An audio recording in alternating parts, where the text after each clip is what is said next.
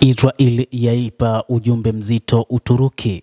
Inasema kwamba mashambulizi ya anga dhidi ya Syria ni ujumbe mzito kutoka kwa Israel kwenda kwa Uturuki. Mashambulizi ya anga ya Israel nchini Syria yalimaanisha kufikisha ujumbe kwa Uturuki. Chanzo kinaieleza Jerusalem Post.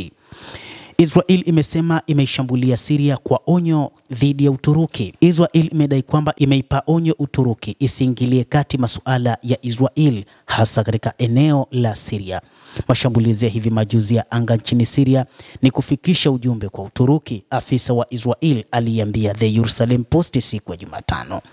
Msijenge kituo cha kijeshi nchini Syria na msijenge kituo cha kijeshi nchini Syria na msingilie kati masuala ya Israel katika anga ya nchi hiyo. Ulikuwa ni ujumbe kwa mujibu wa afisa huyo ambaye hakutajwa jina lake na tovuti ya habari ya Jerusalem Post. Mashambulizi hayo yalilenga maeneo karibu ya Hama pamoja na jengo la utafiti wa kisayansi katika kitongoji cha Barzeh nchini Syria katika mji mkuu wa Damascus. IDF ilithibitisha siku ya Jumatano. Israel ilitumia miaka kadhaa kufanya mashambulizi ya anga dhidi ya Syria wakati wa utawala wa rais wa zamani Bashar al-Assad, ikilenga kile walichosema ni vituo vya kijeshi vinavyohusishwa na Iran na uhamisho wa silaha kutoka Tehran uliokusudiwa kwa kundi la Lebanon la Hezbollah. Jeshi la anga la Israel limeripotiwa kulenga miundombinu ya silaha zilizosalia kutoka kwa jeshi la Assad kwa mujibu wa vyombo vya habari vya Israel. Uturuki inapinga upanuzi wa Israel katika operesheni huko katika ukanda wa Gaza, na hivi majuzi Uturuki likashifu Israel kuhusu tangazo lake la upanuzi mkubwa wa operesheni yake ya kijeshi huko Gaza, ikisema kuwa hatua hiyo inaashiria dhihirisho la kile ilichokiita mtazamo haramu wa Israel kujitenga na kutafuta amani.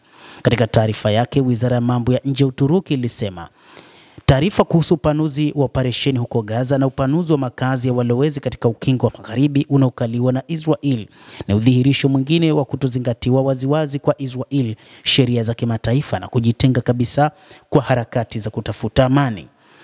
Uturuki ilitoa wito kwa jumuiya ya kimataifa kuchukua msimamo wa kulinda maeneo matakatifu na kuzuia uchochezi na kusimamisha juhudi za Israel za kupanua eneo lake kupitia kukalia kwa mabavu.